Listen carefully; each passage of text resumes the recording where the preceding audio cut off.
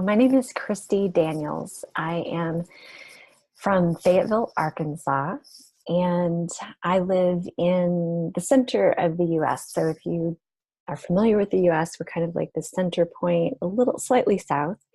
And I live at the foothills of the Ozark Mountains. It's a beautiful, natural region. My heart always felt at home here. I didn't grow up here, but I always felt like, oh, I want to be here. I want to be surrounded by all the trees and the gorgeousness and the water. And so finally, after a very long time, I kind of made my way here, and this is my home. I've been here for about 26 years.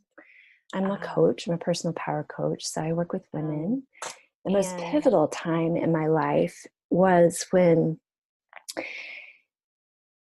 so I'm going to get emotional now. So for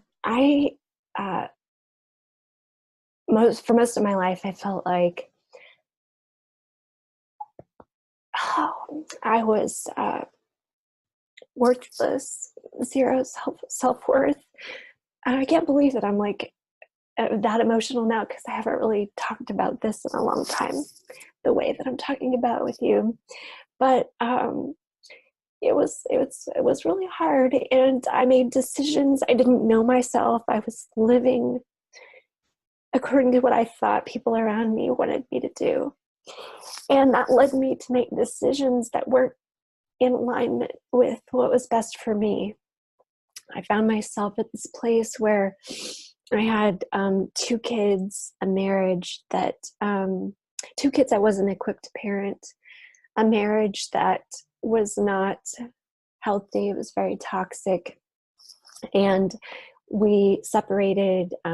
We tried really hard for a year to make it work, and in that process, once we finally decided it was time to just part ways, I found out I was pregnant with our 3rd child. And our divorce was final a month before he was born. And so I had these, small kids and a new baby to raise on my own. And their dad needed to go start a life somewhere else and kind of just dropped out of the picture. And so that began a really long time in my life where it was really hard. The first couple of years with the baby was really hard, and I was working full time. I telecommuted, luckily, to my corporate job, so I was able to streamline things as much as I could. But I stripped everything that was important out of life, including beauty, the aesthetics. I just was shrinking it down to like practical things, and it got a couple years into it. I received this renewal for a lease, and I lived in the suburbs, and I was just like, I looked around and I'm like, I can't do another year of this. I can't keep this up. It was working like, 60 hours a week, having the kids, like I had no life.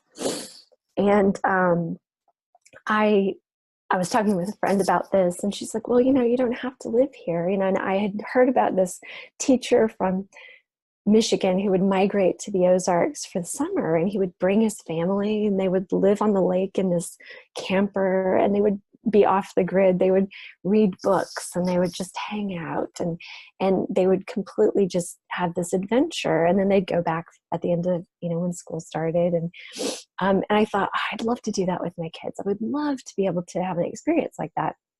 And my friend offered to have us live on her land, slightly out of town in the country.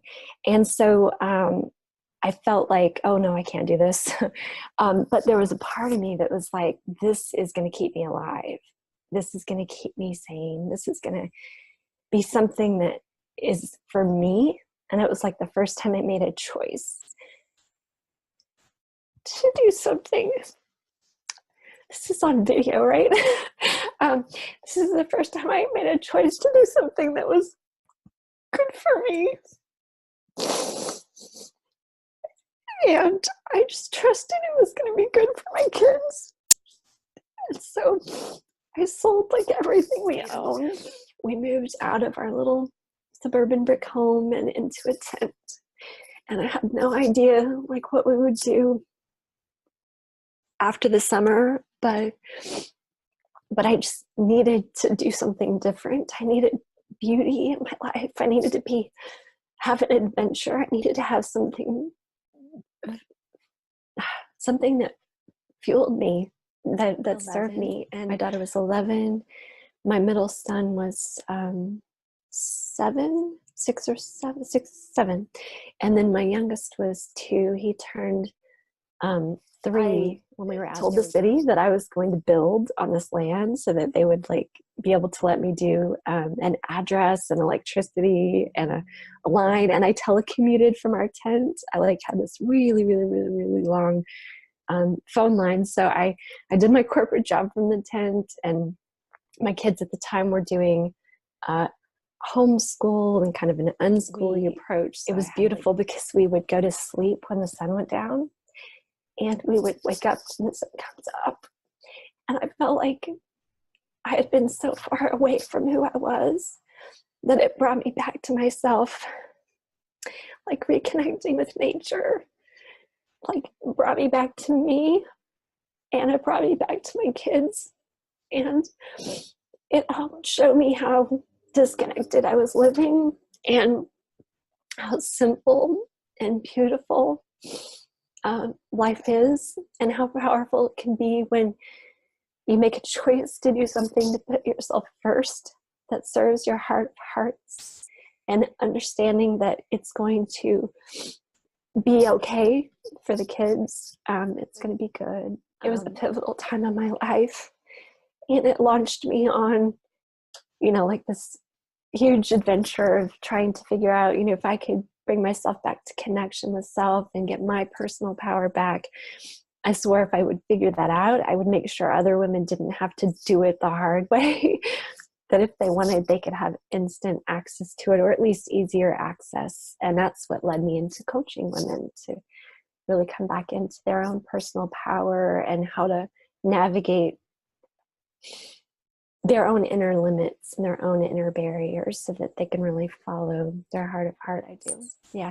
I wrote a book called Sabbatical from Yes. And in it, it's part memoir and part do-it-yourself workshop.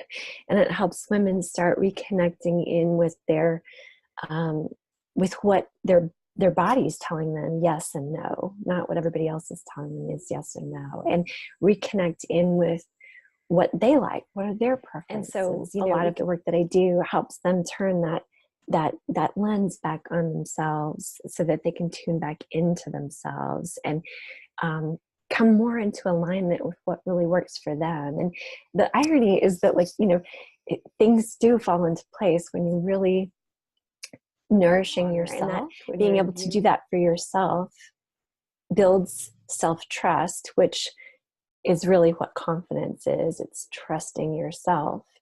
And we go through so much of life not doing, the clients I've worked with have written books that were always in them, but just they were not letting out. They've gone on to write songs, speak on stage with spiritual luminaries, get their dream jobs, to live a life that's freer and more, they feel safer in their own skin. And I really would want that for every woman. They're tools. My clients say that they're tools for a lifetime. Yeah, for me, so I think good self-care comes from first and foremost being in connection with yourself and knowing what you need. What that looks like is, I know I need to go out. I need to connect physically with the ground, with the earth, with the world around me. I've often had challenges orienting myself.